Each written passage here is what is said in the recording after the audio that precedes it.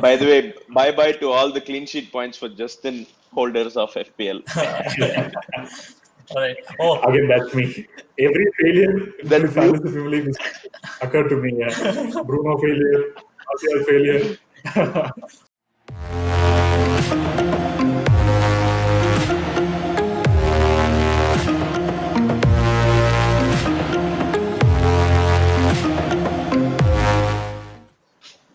hi, and welcome to the Flagged Off podcast. I am your host, Nirushan, and alongside me are my fellow Varmas, Shashank. How are you, Shashank? Not very good this weekend. Very bad. I guess you're getting hit in all fronts, including FPL. FPL, the league, working out for me. And along with Shashank, we have Gautam. How are you doing, Gautam? Good. Not on the league front, but FPL I'm somewhat managing. Yeah, I think the balance is right. Like league is not doing very well, but then you have FPL that's going well for you. And last but not least, Vinod, a double whammy weekend for you. Both United losing, Mumbai Indians getting thrashed by Chennai. So how was your weekend? Weekend was bad, to be honest. But the second I logged out to this call, watching Maple being frustrated and depressed made me feel better. I guess in a way, something or the other has been going wrong for all of us, with the exception of me, of course.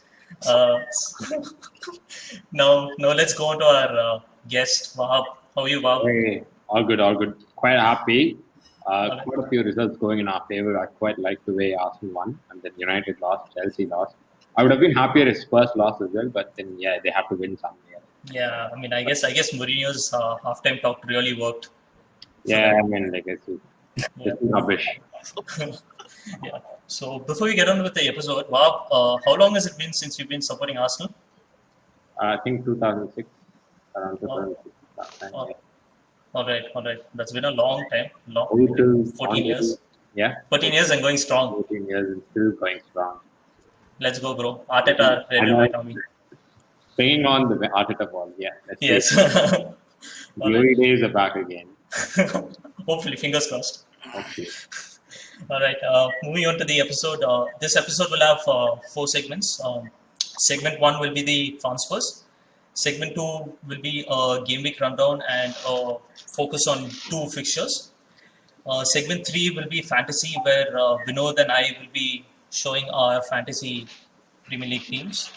And segment 4 will be our personal favorite, Fergie Time, where we make predictions for the upcoming game week. So moving on to our segment 1, transfers.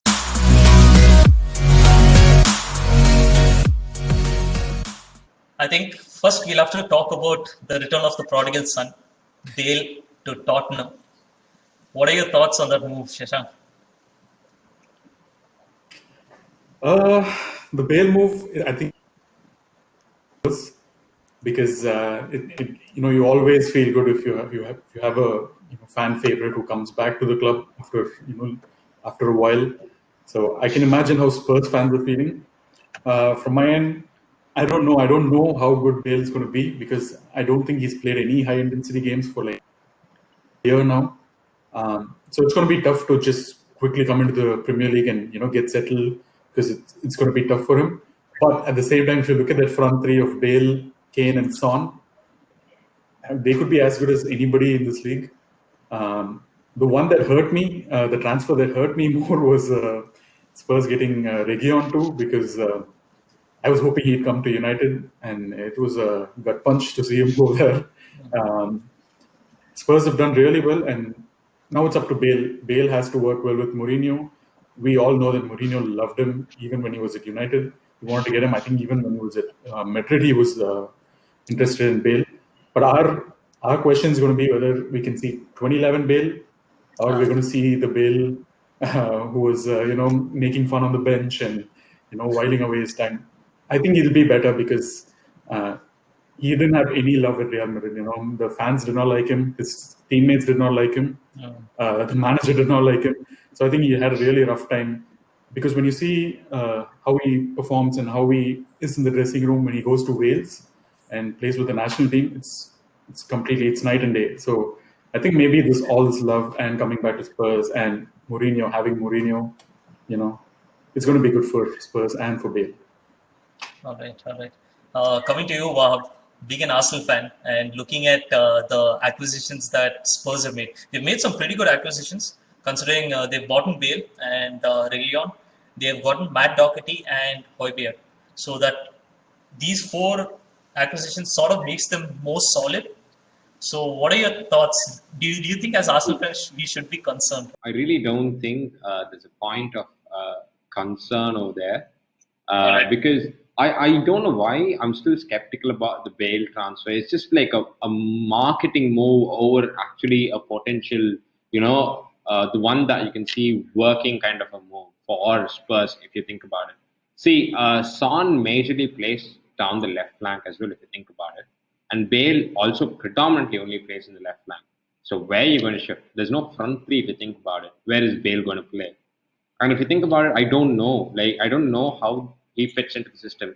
And it's sort of to be honest, the one player that stood out for me from the last season, apart from Kane and Son, with Spurs is Bergwijn. And his involvement in the game, if you think about it, will sort of be restricted. And Bale and Reguilon, these both will be starting off the game because Mourinho always sticks by his transfers, technically. But I really think, that there will be a change in dynamics of the team. I really hope that it happens as well.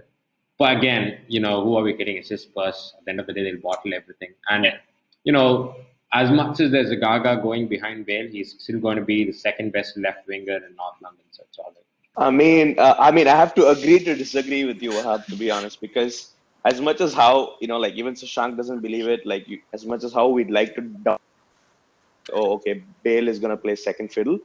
One thing I would have to disagree with you is the fact that when Ronaldo and Bale were playing for Madrid, Ronaldo played on the left, Bale played on the right. So he can adapt to playing on the right side. And one thing that I find it mind-blowing is that Gareth Bale, for the icon he is not considered a legend at Real Madrid. I cannot believe that he's not. He's won 3 Champions League in 4 years for them, and he's won several titles for them. And he's played in crucial winning games. In finals, made sure that he's stood out amongst the rest of the people. So for me, how people are actually playing down Bale is a big question mark. I know that, okay, fitness is an issue right now because he's not had this high impact games in the last few weeks. But look at an example of James Rodriguez. He walks right into the Everton squad and creating impact in the last 2 games. So I feel Bale is that kind of a character. There are players that you don't really need to question or think because they have that quality in them.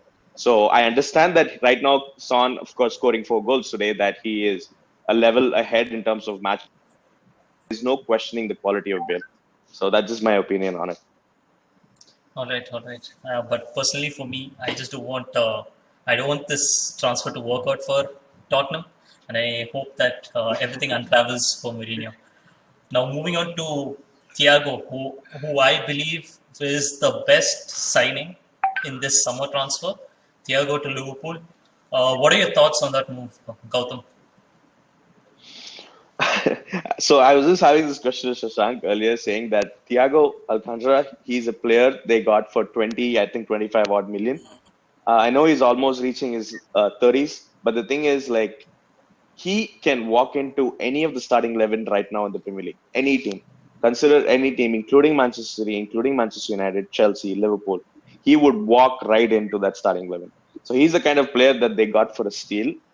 And he's won 7 Bundesliga title and probably over 20 different titles across with Barcelona and as well as with Bayern Munich. So for me, he's a quality signing. So I think it's a steal, and Liverpool did a great job by bringing him in. And one thing that Liverpool had always lacked was the depth in their midfield. Right now, if actually even Gini Wijnaldum does not leave, I feel it's a great addition to the squad, because they do have that depth in midfield right now with Thiago in place. True. Actually, I wanted to add something about Thiago. I read this on Twitter that before Sir Alex Ferguson left United, apparently he recommended Moyes to buy Thiago. And that was his last, his wish or his express. That's what he expressed to Moyes before he left. But then Giggs vetoed, saying that Thiago isn't an United player. I mean, it's. I mean, if Thiago had come to United, I don't know if his career would have changed. If United would have gone to another level, or whether Alcantara wouldn't have been what he is now. But then it's surprising that when you have a manager like Saf actually like saying that this is a player that you should bring in. I don't know why people just don't listen to him and this like because you're talking about a person who has like more than 25 years experience at playing top level football, and he's made United what they are right now, right? So coming to the other transfer to Liverpool, they pulled off Jota quickly after they closed Thiago. So what are your thoughts on that Jota move to Liverpool, VK? So actually, before I go get into Jota, I just want to mention that Thiago thing. I think we all know that Thiago was almost on his way to United or something of that sort in what 2012 or something after the Euro or something. And we even I remember there was a ball he had signed and given to David De Gea or somebody saying something that hinted that he's almost done over here. So I don't think that Saf would have actually said that, to be honest, because if we did try and if we did miss out on that time, it was not going to be for any reason that we are mentioning right now of Giggs or Moyes coming in and having a say on that. If it was to happen, it would have happened long back. So I don't think that was there for United ever, even though we, the fans, wanted it. I don't think the manager or the coach was there at any point of time actually wanted it. But again, coming back to Jota, dude, I really don't understand, man. Liverpool 2 weeks back they were saying they're a club who can't pay 30 million for Thiago. How did they suddenly muster the money of 40 million for this guy? And I heard that they're going for Star next. So I don't understand what's happening at Liverpool, but whatever they have, they're doing making the best out of it. And for this season, for them to replicate last season and again maybe get the Champions League also back, they needed to strengthen the midfield. They've done a very decent job, and I think it could be enough, maybe. But if they add one more, then I don't think there's anything to even be questioned about Liverpool going ahead for the entire season. Personally, I think Jota is a good buy because one, he has all the attributes to thrive in a Jurgen Klopp system. He plays with a lot of energy. He's intelligent, and the most important thing is that he's 23. So eventually, if things go well for him, like he's not hampered by injuries or any other factor, I see him as a replacement for Mane. If Jurgen Klopp stays with Liverpool for the next half or for the full decade or so, I see him as a replacement for Mane. And like you said, Sarr will eventually replace Salah. Or at least they will be an understudy right now for Mane and Salah, and then eventually move on to fill those roles. So that's it. That's it. We have come to the end of our first segment. Now moving on to our second segment, game week rundown and fixture focus.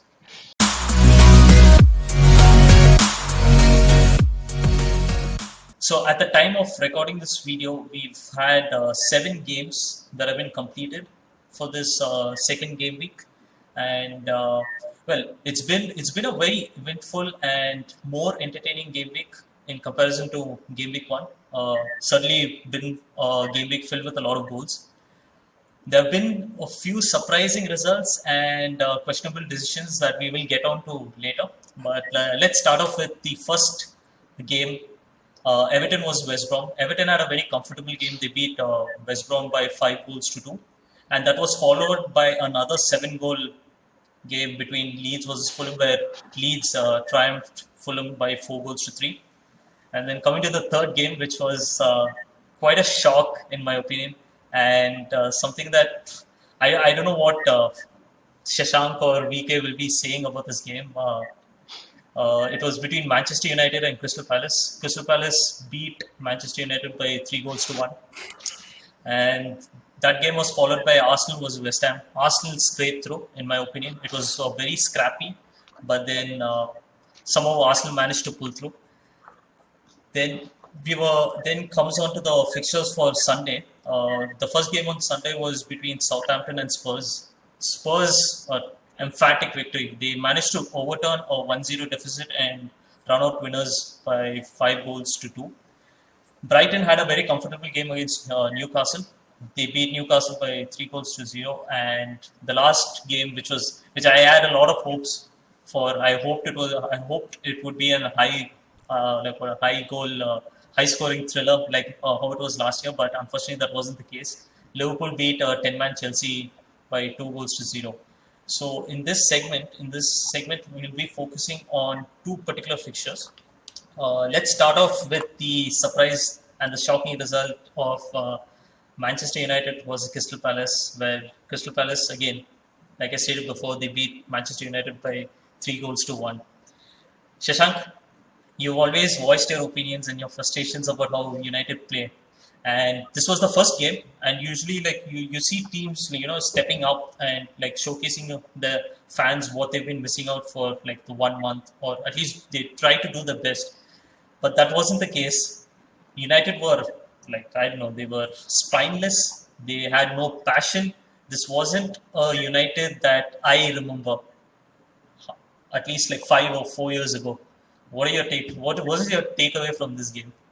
Yeah, this was really tough to watch this game. It was actually torture to watch this game as a United fan. It's usually the first game of the season is when the fans are excited, want to watch a good game so that you can have hopes for the rest of the season. But it was absolutely not that. It was the other way around. It looked like, first of all, I don't want to go too hard on United because I understand maybe the players, some of them went to the international fixtures, some of them were here, but they just played one warm-up game. And as Ollie mentioned, I think Crystal Palace have already played about 5 to 6 games in the last, say, 2-3 weeks. So it was very obvious that Crystal Palace were way fitter. They were way more in shape, and also their defensive system and their attacking system was really, really good, very well managed, which was not the case for United. But I want to just begin with a crucial mistake that Ollie made. I just want to quickly run down to the right-hand side of all traditional top 6 teams until this game week, and possible right-hand players. So, for example, Arsenal, they played Bellerin and Willian. Spurs played Doherty and Moura for this week, but it could be Doherty and Bale going forward. Chelsea played James and Havertz. Liverpool played, Trent Alexander-Arnold and Salah. City usually play Walker and someone amazing in that front three. United played Timothy Forza and Daniel James. These guys are nothing against them, but they're not even championship level players. So they cannot be starting for a United team in the new Premier League season, where we're hoping to, finish, say, at least second. That could be an improvement from what they did last year. But if all he's going to think that he's, like Sir Alex making these, Sir Alex used to play Fabio and Rafael and everybody and get a result, it's not going to work out. It's not going to work out because Ollie, first of all, is not the manager that Sir Alex is. And secondly, these players don't have quality. They cannot play. I don't want to see Fosu-Mensah or Daniel James starting another Premier League game ever. And the other thing is these players don't look fit. So I'm just going to wait a few more weeks, watch about 2 to 3 games if they can, improve their fitness and then see where it goes. But I just don't want to see that right-hand side for United ever again.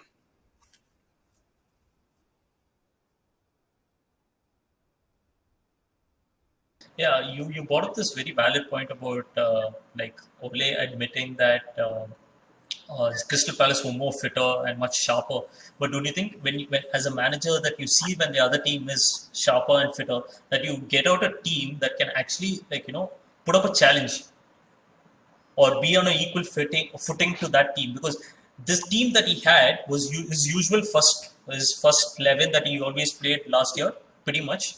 But then they were not up for the challenge. So going into the second game, they're going at psychologically they're going at a lower level.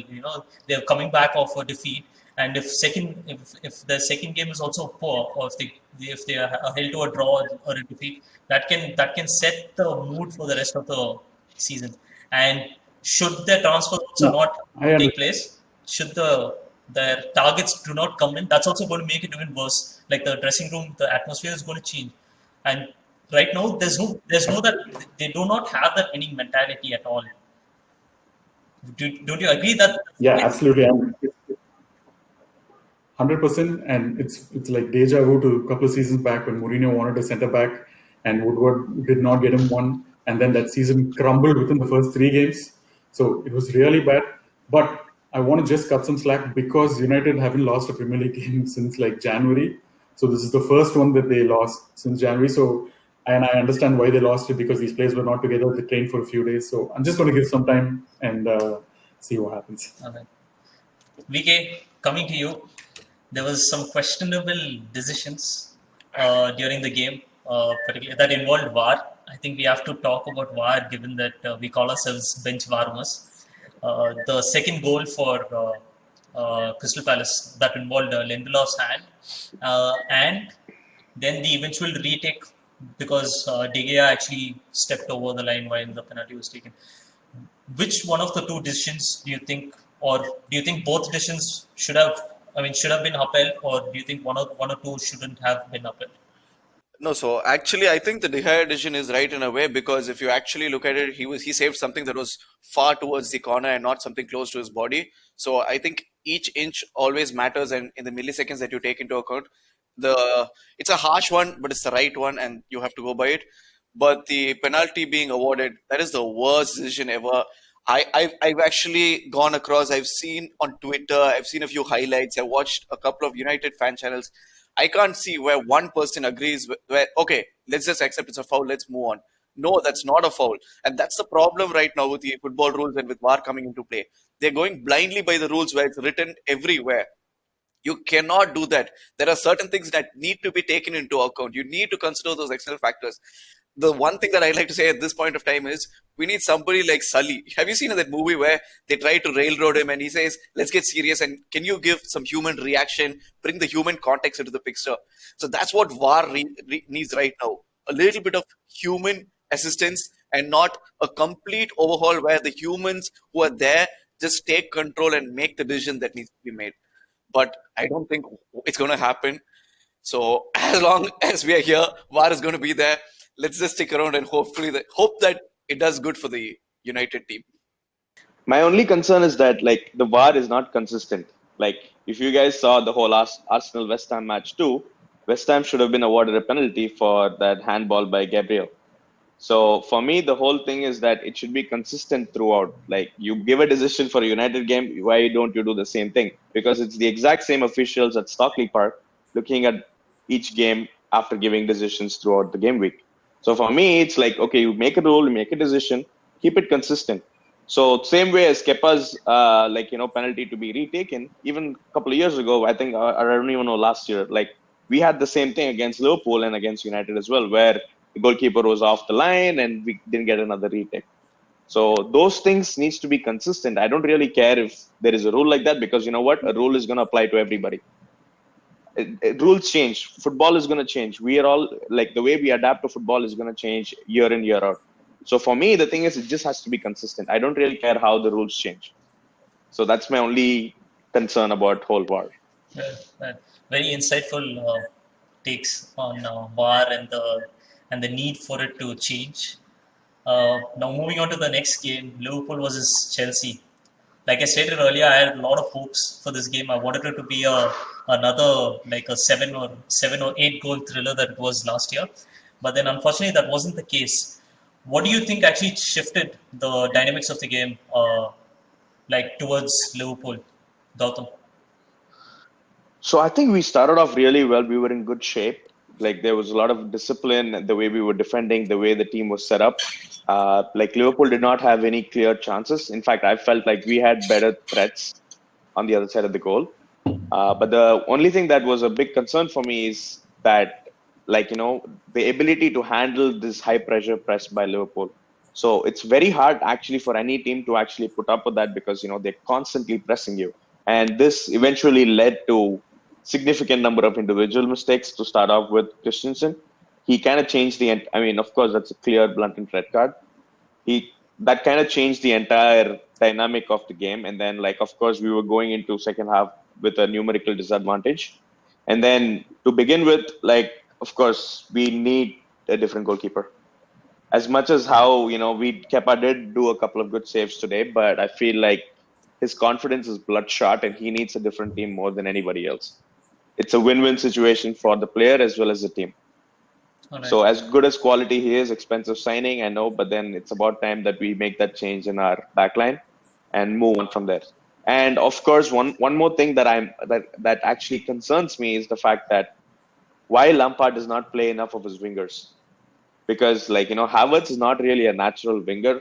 Play him through the middle, drop. And the thing is, out of the three players, Jorginho, Kante, and Kovacic, I think he needs to make a sacrifice on one of them to actually play an outright winger. Because at the end of the day, they're just doing peripheral sideway passes, and that's about it.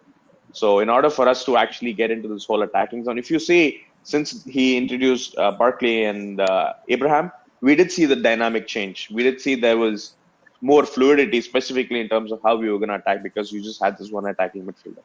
So that's the only thing. For me, the thing is get your wingers more involved. Get Hudson-Odoi.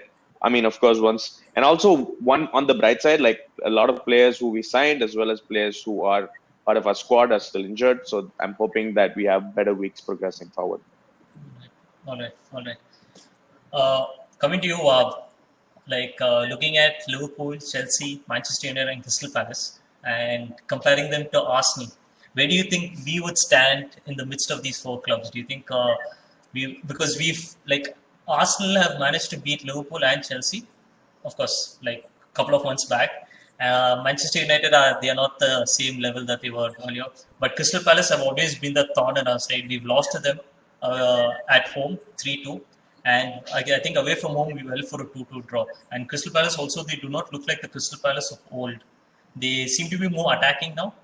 And they're not the defensive, low block team. They've yeah, like Zaha seemed revitalized. He seems to be rejuvenated. And that seems to be like carrying on throughout the team.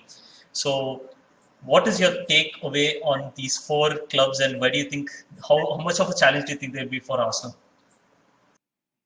Um, to be honest, I don't think we are there yet to compete. Or to actually think about competing with the top four. I mean, at least with the likes of City and Liverpool.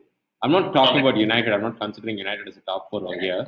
But then, in all honesty, I think when Chelsea sort of have their team in place, I think defensively they're a bit fragile at the moment. Yes, but I think when they sort of have the structure on paper, at least they can be a good team. And yes, there is a sort of gulf and gap in quality of the players that they've got. Especially with Arsenal, if you notice yesterday, the game we sort of had a lot of misplaced passes. They weren't stringing the passes together as much as possible. And if you sort of watch the Leeds versus Fulham game as well, I'm more convinced that the first game week fixture was a bit more of an easy picture than it actually sounds like, to be honest, because Fulham were defensively all over the place, and there was so much gap. And then, because that's where players like Saka and El Neni and all of them could pick out places, pick out the passes, and all of it. Yesterday's game, West Ham were actually properly tightly packed, and we were actually struggling to string a couple of passes together and get it moving. Willian was not having the space that he had in the first game. Xhaka had like quite a few missed passes, and I do really like Xhaka, so don't get me wrong over here. But my main concern was holding at the back, and then Bellerin, the right flank is looking very weak. All our attacks, if you notice, entirety of Arsenal attack was through the left wing. If you notice, it's been the case, and I really hope that we don't get found out through it, because if you notice, most of our attacks are going down the left wing, the left flank. I really think we need to do something about the right flank as well. And I really, it might sound a bit, off the place, but I really hope Pepe gets on firing and we really get moving on the right flank as well. Hopefully coming soon into the place. And we need another midfielder if you think about it. I'd really like Owa to come into Arsenal, and I think that deal is about to be closed as well, from judging by whatever Twitter's reaction. Yeah. So I'm touch wood, but then yes, I really do hope when that comes in, when that clicks in, hopefully the midfield dynamics will be better, and we'll probably move the ball around a bit faster and see where it's going. Yeah, it's been like, yeah, we've discussed a lot, and now let's go on to our third segment, fantasy.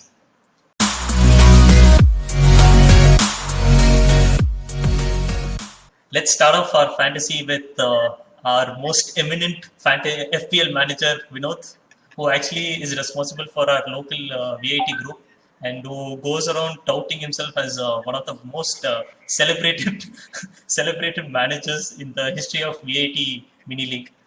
VK, showcase your team, please. Nirushan, before we get in, I've never touted myself as anything. So I think you and Sashank need to lay low on that till the season is over. So yeah, anyway, so going down to the team, I don't think we've had a great week, man. It's either a few players who clicked this week or it's been nothing, I think, with all the main points. And I even noticed that some guy today, this week, had even played a triple captain on Calvert-Lewin. I don't know how these guys think. I wish at least I had that mind in me to play a triple captain once in a while on these players to get these points. Yeah, but I think at the back I went safe, dude, with Arnold, and he's gotten us the clean sheet, which I think was unexpected. Doherty did not perform well. McCarthy did not perform well. I still have Leicester to go for me, but Jota, now with I've taken him at Wolves, and I don't know what's going to happen with that. Hernandez in midfield again has failed me. The biggest Bruno, I got him in this week for a -4 and captained him. So I don't know. Ole let us all down there, and Bruno let us all down even further because even he didn't come in handy. So I think for another couple of weeks we have to stay away from the United players. Oba has been a little consistent, 5 points there. I think it's time for me to take out Werner. He doesn't seem to be getting in the right places to get into the right spots to score or even assist. I think, yeah, maybe he'll come in handy a few times, but not. And I think Adams is not going to be great at Southampton because Ings is getting all the attention there up front. And I think if anybody has Adams alongside with me, they need to remove it. And Calvert-Lewin, yeah, that's actually something that I want to tell most people who've not selected him yet. If you notice, Richarlison has been playing all the play throughout in Everton's front, but he's not been scoring points, and I don't think it's going to be there for a while. James Rodriguez is providing all the midfield play, and Calvert-Lewin is one guy you guys need to capitalize on if you still don't have him. But apart from that, it's nothing. But I will definitely be making 2 changes. I'm going to take out Hernandez from Leeds and Werner from Chelsea. I want to bring in Vardy, preferably. And in midfield, I'm still a little doubtful, but I want to go ahead again with Helga Costa or Bamford from there. But otherwise, I don't think I'm making any big changes, dude. Wait a couple of weeks before we know when to use a wild card. You should do what I did, wildcard early. Nirushan, the wild card has netted you 60 points this game week, but there's no consistency Forward. forward. The thing is, Wait it out. all right. I'd like to show my team. This is my wildcard team. So the thing is, usually my strategy is that's something that I've been doing for the past 2 years. I'll actually wait for the first week. I'll see all the 10 games, not actually see, but then at least get a look at the highlights and see which player to me stands out. And with this year, earlier I would focus only on the playing 11 and possibly playing 12, so that I have one person from the bench to come in. But this year, I think we will have to have a full, like a 15 member playing squad, because with fixtures coming fast and also with coronavirus and potential quarantines, you will possibly find players actually being forced to sit out. So in that case, you'll have to have a playing bench. And so the thing is, and also this year I've decided to focus on talisman players who are very integral to the way the team works and operates. So like my entire midfield comprises of those talisman players, and of course in my front I always have a soft spot for Wilson and Martial. This I never the only reason why I got in Fernandes was because I've been burnt by Fernandes last year, and I had last year, not to brag, but I had close to 180 points gap between me and Shashank. But then Shashank brought that down to 50 just because of Bruno. And this year I didn't want to give Shashank that joy, and I took in Fernandes only for him to flop. So I will be taking Fernandes out. Moving forward, I have my eye on Jimenez because Wolves have some really good fixtures coming up, as in like relatively easy fixtures after Manchester City. I have my eye on Jimenez, and there's another player, Matheus Pereira from West Brom. He fits into my talisman theory. So any attack that West Brom initiate, it comes through him.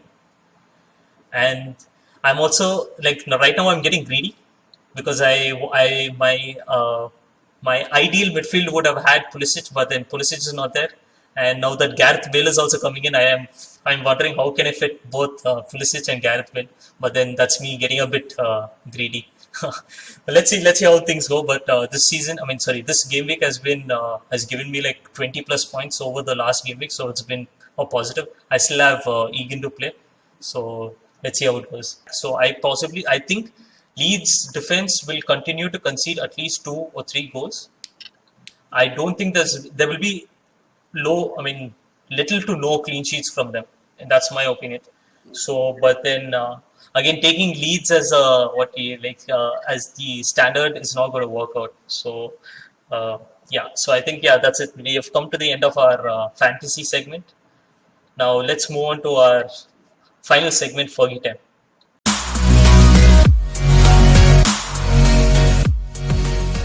In Fergie Time, we make predictions from the upcoming game week. We have 4 fixtures that I believe are ones to look out for. But then, given how my predictions are going on, that won't be the case. So let's start off with Crystal Palace versus Everton. VK, who are you going for? Everton 3-1. Everton 3-1. The lucky scoreline. All right. Yeah, this 3-1 has been working for you, right? Thanks to All right. Chelsea Brighton. All right. And going on to the next fixture, Manchester City versus Leicester. Gautam, what are your thoughts? It's gonna be a 2-0. 2? City. City. All right. To City. Yeah. Okay. Easy win. All right. And the third game, Brighton versus United. Wow. I want you to say the right answer. I want you to say the answer that I'm looking for.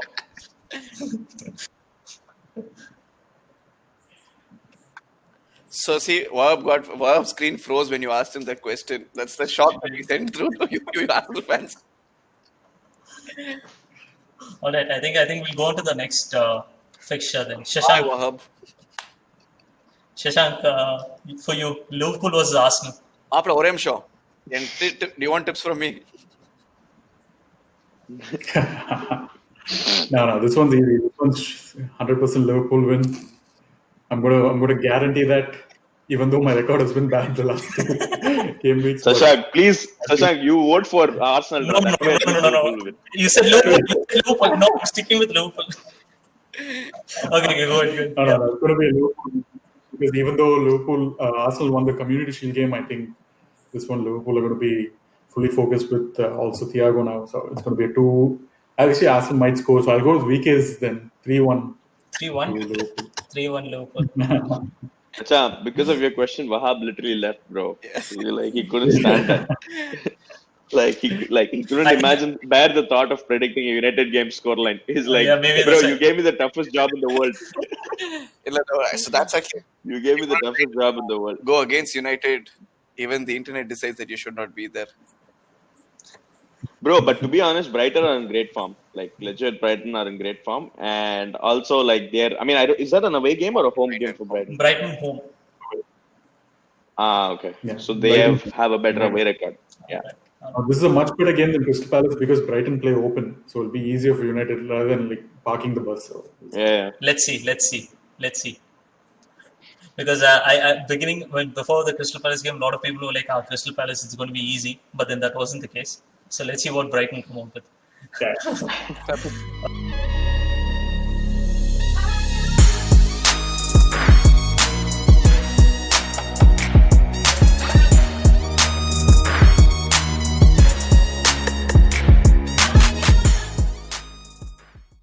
All right.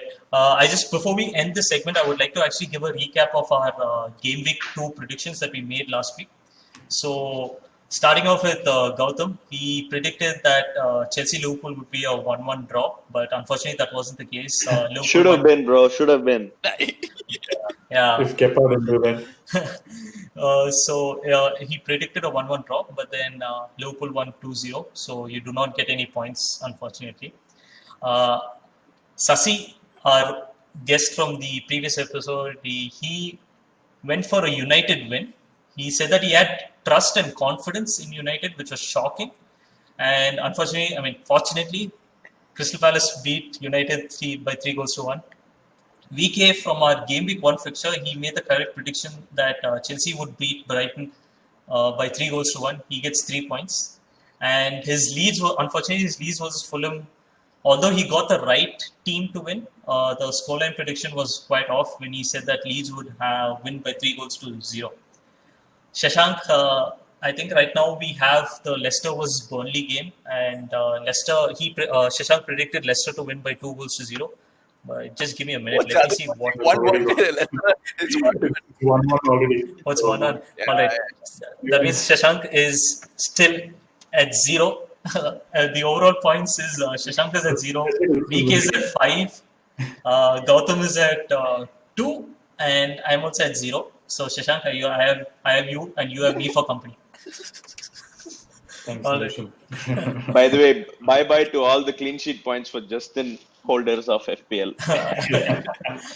All right. Oh, Again, that's me. Every failure in That's the fantasy Premier League occurred to me. Yeah. Bruno failure, Martial failure. all right. Welcome Go back. on, Nirushan, sorry.